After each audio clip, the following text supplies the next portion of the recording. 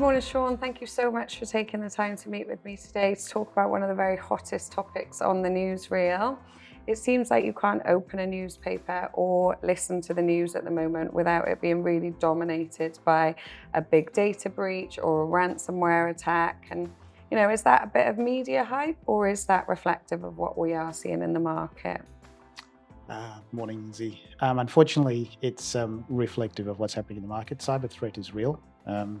It's something we face every day, and the environment is challenging at the moment. We all on heightened alert since the whole Russian-Ukraine crisis thing. There's a concern that that may spill over to the rest of the world. So that's just one of the things we're living with. And then you've got the recent breaches where you can see organized crime really increasing. They're sophisticated, they're well-resourced, and they operate like a supply chain and a whole industry in their own right. So really tough environment. A lot of those attacks are coming from organised crime. Is that our real greatest concern on the origination of where those attacks are coming from? Yeah, absolutely. Look, the number one most impactful cyber attack is still ransomware or extortion, is what we've seen recently. That's certainly the biggest thing that we are likely to face. So ransomware and extortion, as we've seen in recent breaches, are still the most impactful attack that we're likely to experience. Although interestingly, Mandiant are forecasting that the FY23 or 2023 are likely to see more attacks from the younger, inexperienced, less organized attackers, based on the fact that sophisticated hacking tools are now more available to novices. And so people looking for bragging rights, people looking for embarrassing companies, so likely to see more of that come through, but extortion and ransomware is still the big one, unfortunately. Within PCT especially, we're seen as a supplier to a large part of the market. And with that, we've seen like a real increase in the regulatory oversight. Is that a sign of things to come? Is that going to increase or is that just our new norm? No, I think it's definitely going to increase. There's absolutely regulatory imperative to ensure companies protect people's data. We've already seen just recently that the privacy regulation has increased the fines or penalties for not protecting people's data properly. The general consensus is also that Australia's privacy laws are likely to become much stricter, much closer to the GDPR of the European countries. And so we're definitely going to see an increase in regulatory oversight and regulations we'll have to meet.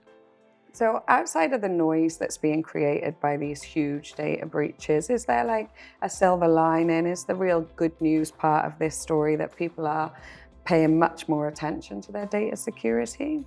Oh, absolutely. With all of the training that we do in cyber, it's just a theoretical exercise, but with so many people impacted by recent breaches, it's really personal for people. So staff get it more so than they did before. And so that heightened awareness helps everybody. As important, boards and executive management, they taking even more notice than they did before. And I'm sure that investment will follow. So better investment in resources and capabilities is likely to come to that because it's just heightened everybody's attention. There seems to be that there's so much going on in the wider world. Bringing it back more locally, what kind of attacks are we seeing within Perpetual? Well, look, unfortunately, we still responding to business email compromise attacks. And what that is, like one example of a business email compromise attack is where company A's email gets compromised. The attacker will sit there, monitor that for a while, and then choose the right time to intercept a payment notification, a transaction, an important piece of information. And all they've got to do is change the bank account details to have that funds transferred. And so unfortunately, we're still seeing too much of that. And so therefore that impacts company B, it impacts company C because it's a supply chain thing. So in that scenario, you're only as strong as your weakest link. And so as an industry, we really need to up our game and even lift the standards further to what it is today. And especially get off email as a way of transacting and sending really personal and sensitive information. So that can become really important. That's certainly something that we've been pushing heavily in PCT. We are really encouraging our clients to come off email and securely transfer data to us, either through like SFTP or doc store. You mentioned earlier about keeping real oversight over those companies that you're working with. And for companies that utilize a lot of suppliers, how do they go about managing that large supply chain? Yeah, look, supply chain risk is important to manage. It's important to have the capability to be able to vet the people you're working with. As an industry, I think outside of regulations and whatever regulators are asking for, as an industry, we need to set even stronger standards. And what we'll see will happen is that we'll only work with those people that have the right level of security.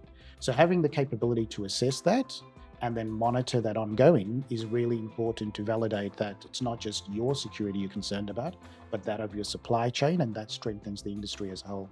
Within PCT and Perpetual as a whole, we're heavily investing in cybersecurity and modernising our technology. Perpetual Digital have just launched Deal Room, which a lot of our clients are utilising to securely transfer data between their counterparties, everything from pool cut right through to ESMA reporting. And whilst we see those IT platforms as a key part of your cybersecurity armour, what other things should we be focusing on? Yeah, great question. Look, those platforms are really important. As I said, getting off email is really important. And as an industry, having those minimum ways of transacting is really, really important. But just as important are the people that you have in your organization, because at the end of the day, they not only potentially the weakest link, but also your last line of defense. So starting off with strong background screening to show you've got a right kind of people in the first place, outside of skill set, obviously. And then investing in educating those people to be cyber literate and doing that as a compulsory mandatory thing for everybody, and then renewing that every year at least. Really important, because security is everybody's responsibility. It's not just the cyber team, it's not just the tech team. Everybody has a role to play in keeping clients' data secure. And then we've got things like educating on how to recognize phishing attacks, for example. So regular phishing training, we, for example, train every single month, at least once, with real-time feedback and real-time training that comes through, with then reporting and ongoing education and awareness. And so that education piece and keeping your people informed is really important.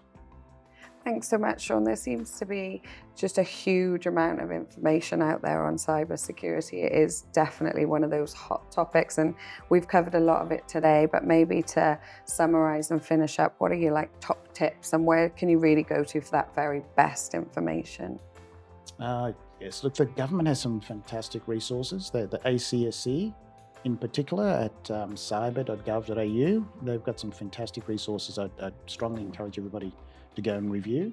The overarching thing is, as organizations, is continue to invest in modernizing your IT capability and especially increasing your cybersecurity capability as a general rule. But specifically things like MFA or multi-factor authentication, talked about email being compromised. MFA is one of the best ways you can protect yourself from that, for example. So if you're going to do anything, at least do that. Make sure your systems are patched. Make sure you've got really good antivirus on your systems.